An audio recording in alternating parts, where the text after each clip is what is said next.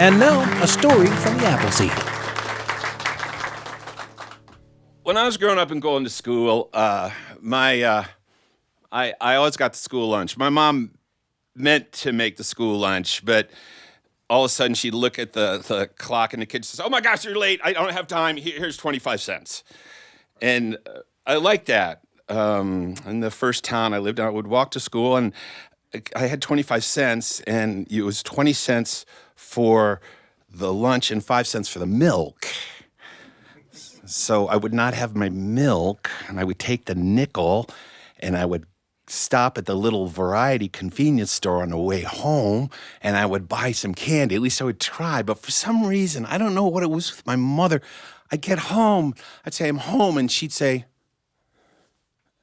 "Did you buy your milk?"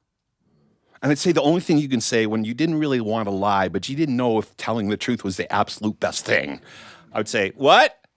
And she'd look at me and she'd say, "Bill, your face is an open book. I can look. I know you didn't. You stopped for candy." I said, "I'm sorry, Mom." She always knew. But then we moved. I moved from this small town, Greenville, Ohio, to Indianapolis, Indiana, and I took the bus, and they would send these envelopes home. You pay for lunch by the week, and I'd put it in this special envelope, and my mom would seal it up with duct tape so I couldn't get my dirty little fingers in there, and we would ride to school, and I couldn't get the bus driver to stop at the convenience store. So I didn't do that. And then at that school, I got to know the woman who ran the lunchroom very well. Her name, I knew her name. Her name was Mrs. Lunchroom Lady. That's just what we called her. Anybody, as an adult, that was what you did. And, Mr. Mailman, Mrs. Lunchroom Lady, whatever it was. And Mrs. Lunchroom Lady, she was very special. She wasn't very tall. She's kind of round in nature, and she just had kind of like a lot of extra. Her arms were so cool. I would used to go into the bathroom and say, wave my arms and say, "Why don't they move like that?" So cool. And she had, I guess that's why she couldn't smile, because she just had extra on her face and she couldn't lift it up. Maybe she was smiling, you couldn't see, because I'd say, "Hi, Ms. Lunchroom Lady," and she'd frown. It's just like too much extra to lift up, Now, there were a couple things about Ms. Lunchroom Lady that drove us crazy. And it mostly had to do with the food that she served. Some of the food that she served to us at lunchtime we could eat. She had hamburgers, she had hot dogs.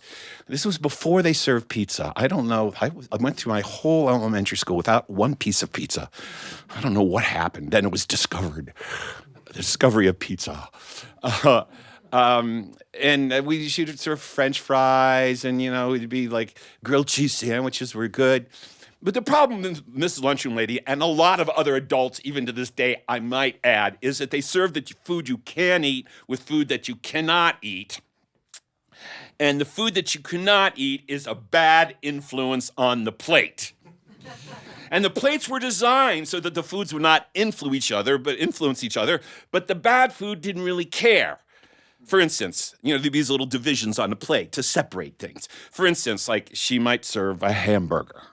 And we liked hamburgers, and the hamburger knew that it was liked and appreciated. It would be sitting on the plate going, "I am a hamburger. People like me, I will be eaten, la, la, la, la, la, la." And then floating over in this other little division in this green viscous fluid was like broccoli bits. Like adults always use alliteration to make food feel more appealing, more appealing. Broccoli bits, carrot coins, And the broccoli was just sitting there floating around, feeling bad about itself. It's like, "I'm broccoli. Nobody likes me. I don't even like myself." And the hamburger would go, "I'm a hamburger. People like me. I'm broccoli. I feel bad. I have a low self-concept. I'm a hamburger." Hey, what was that? Hamburger. It's a hamburger. Hey, no! And the broccoli bits would slide over into the hamburger, and the hamburger bun would soak up the broccoli juice, and you pick it up and you squeeze it, and you couldn't have broccoli burger. What a bad idea. And you couldn't eat it, and you'd take the tray to the window, and you'd put the tray in there, and you were done for the day because you couldn't eat it because the bad food was a bad influence on the good food. And that was bad because you wanted seconds. Because Mrs. Lunchroom Lady always made great things for seconds. It might be another hot dog, it might be another grilled cheese sandwich, or the one thing she made that we loved. And I'm going to tell you guys, and you're going to think, what a small, pathetic life they led. But Mrs. Lunchroom Lady made the best hot bread and butter sandwiches ever. There was just something about them. I mean, it was just, she'd take this huge sheet pan, and with these long loaves of white bread and spread out 50 pieces of the bread on the sheet pan, and then she'd say butter or something looked like butter from the U.S. Department of Agriculture, and she would spread it out there, and then she put the bread on top of those pieces, and then she would slice them diagonally, the proper way to slice a sandwich. She'd put them into the oven, and they would stand there for 45 seconds, and the bread wouldn't turn brown, but it just had this little slight crust on it, and the butter had melted into the bread, and she would take them out, and the smell would rise up, and if you cleaned your plate, you would get one, and it was the best thing ever, but I never got one because I had to clean my plate, and there was something on the plate. I had had half of one once. I thought, oh man, this is totally the promised land. So, 3rd grade, Miss Nottingham's class. It's time for lunch. They lead us down the hallway, and she leaves us there and goes off. She's free for 40 minutes or something, and with that long line of us down the hallway. And this is before, local television when you could find out what the menu was for the rest of the school year. Back then, we didn't know. Everything was just a discovery for us. And we're standing in line, and we're waiting to hear what's for lunch. And she would always put this little chalkboard right as you came into the line and got your tray. And it would say, seconds today. So we're waiting to hear, and we see the line. I'm looking all the way down, 20 or 30 kids, and all I see is the first kid turn around and go, oh, and he turns to the next kid, and she goes, oh, and turns to me, and Mike Newcomb's in front of me. He says, hot bread and butter sandwiches for seconds. He's like, oh, please, what do I have to eat to get a hot bread and butter sandwich? Oh, this will be great. And we're waiting to hear what we have to eat. And the kids are still jumping up and down. And Mike turns to me and says, hot roast beef sandwich. Oh, I could eat that. It was just this piece of white bread, and they would take something that looked maybe like beef, but the color was okay, and it was salty, and she would put there, and then we put gravy on that, and who knew where the gravy came from, but I said, great, hot roast beef sandwich, I can eat that. What's next? I said, mashed potatoes, because mashed potatoes always go with hot roast beef sandwich, right? So I can eat that. They put gravy on that. It's like, what's next? And Mike turns to me and said, spiced apple rings. Oh. Some of you like them, but I didn't think they should exist. Somebody, Ms. Lunchroom Lady, or somebody she knew in the food service industry would come out into the orchards of America long after the harvest was done and look around on the ground for apples that had been left behind and pick them up kind of oozing and dripping, and she'd bring them, that's what I'm talking about. She'd put them back in the kitchen and then would slice them into these circles, these mushy circles, and then dump them in a vat of red plutonium liquid and leave them to cure. And then they would put hundreds of them in a big number 10 can and seal it and leave it on the shelf for 3 or 4 years. And then one day she would open up the can, and then she would take 3 out and put them on your tray and say, there's a little treat. Well, I just didn't like the color of them, but I didn't like how they tasted. I did not like how they felt in my mouth. But I thought, if it means getting a hot bread and butter sandwich, I am going to eat those spiced apple rings. But we're still waiting for one food group, the one that could do the damage, the vegetable. And I knew what it was before Mike told me, because those kids were going, hey,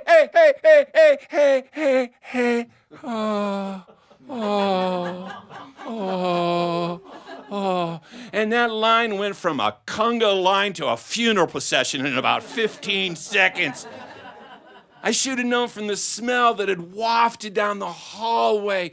Mike turned to me and said, "It's her peas and carrots, not the peas and carrots." The carrots were edible when they were by themselves, but they hung out with those peas and they got ruined. They'd sat in that can forever, and you'd open up and you look down and the water they were in was kind of gray, and the carrots had assumed the strange green translucence from hanging from the peas, and the peas were gray and they were wrinkled and they were horrible and they were inedible. And I thought, what is wrong with it that she did this to us? And one by one, we got our trays, and she put that food on. She gave the tray. We took the tray. We said, "Thank you, Mrs. Lunchroom Lady," and she frowned at us, always frowning at us. Every time we said, "Hi, Mrs. Lunchroom Lady," it didn't make any difference if we greeted her. She frowned. And we all went back to the tables, and we looked down. There we were. 25 kids sitting at those long tables. How are we going to get rid of those peas and carrots? Tammy, Rainmaker, sitting next to me, she says, "I know what to do." She took her fork, she mushed around like that, mushed around. She scraped it. When she was done, you could see the bottom of the plate. It looked like she'd almost eaten all of them. I said, "That might work, Tammy." She went into the line. She held up the tray. She said, "Hi, Mrs. Lunchroom Lady." She frowned. "Can I please have seconds?" And she said, "Well, honey, you still got a few peas and carrots on that plate. You eat them right here. I'll give you a hot bread and butter sandwich." Tammy said, "No, thanks. I'm actually not hungry." She came back and said, "It didn't work." Mike said, "I know what to do." She looked around for the lunchroom monitor, right? Didn't see the lunchroom monitor. Takes his tray, walks over to the big gray garbage can right by the window, starts shoveling the peas and carrots in. He's got one spoonful left. He holds it up. Mrs. Lunchroom Lady sticks her head around the door. She said, "You put your dish in the window. You're done for the day. No seconds for you." She had looked right. Oh, my gosh, her eyes. I forgot to tell you about her eyes. They were these big blue orbs that floated in her face. Well, actually, they weren't, but she had these glasses.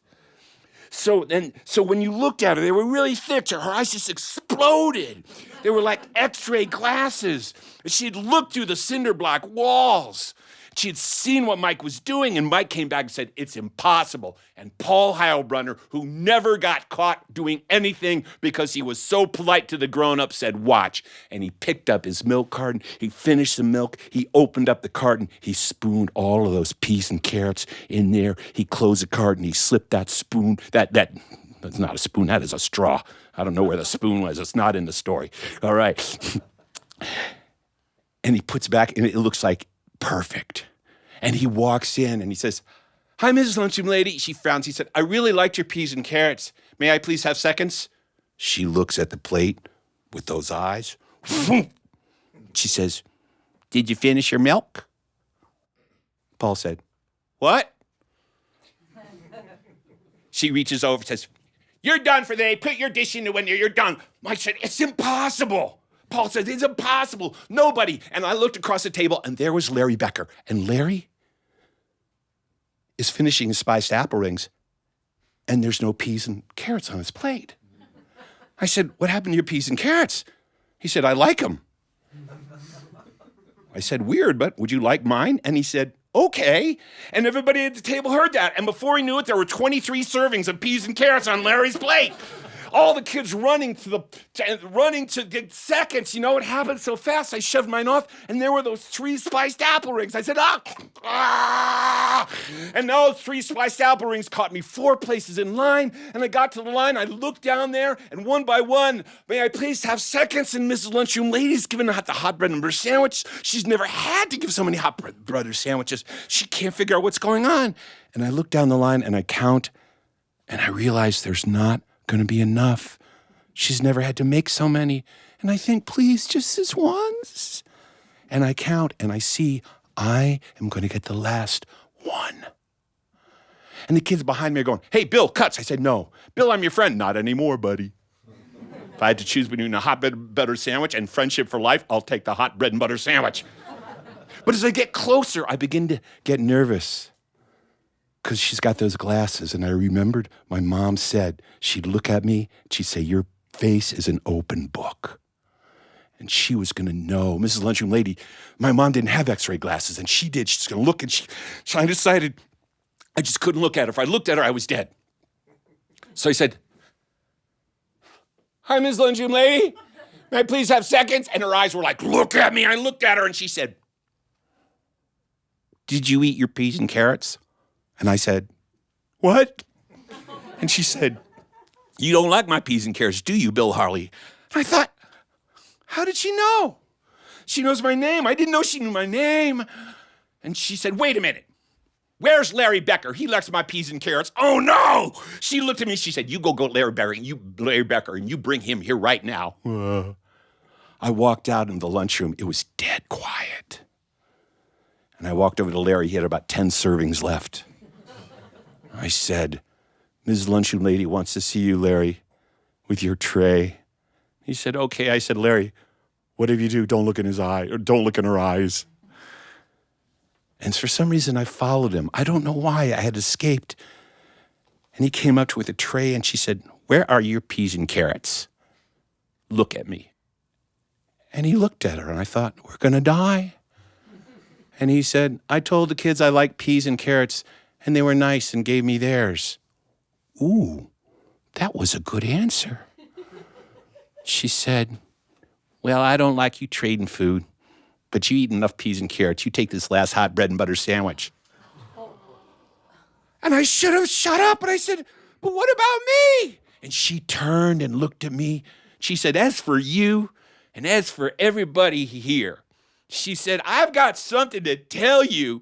You listen to me. And she took off her glasses, and there were tears coming out of her eyes, and she had these little pale blue eyes. They looked like my grandmother's eyes. She said, I tell you what, I am sick and tired of being called Mrs. Lunchroom Lady. My name is Mrs. Everts. Will you please call me that? And I said, can I have seconds, Mrs. Everts? And she lifted it all up. She said, you want seconds, honey? I said, uh-huh. She said, all right. I thought, oh my gosh. She said, I'll tell you what, honey. I don't have any more hot bread and butter sandwiches, but why don't you take some more spiced apple rings? Here you go. And she put 4 on my plate.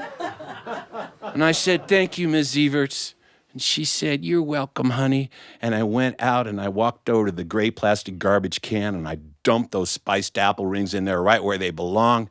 And I went back to the classroom and I never got a hot bread and butter sandwich to this day, but I'm here to tell you, I never forgot her name.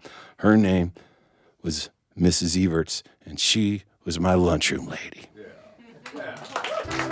Thanks for joining us for a story from the Appleseed.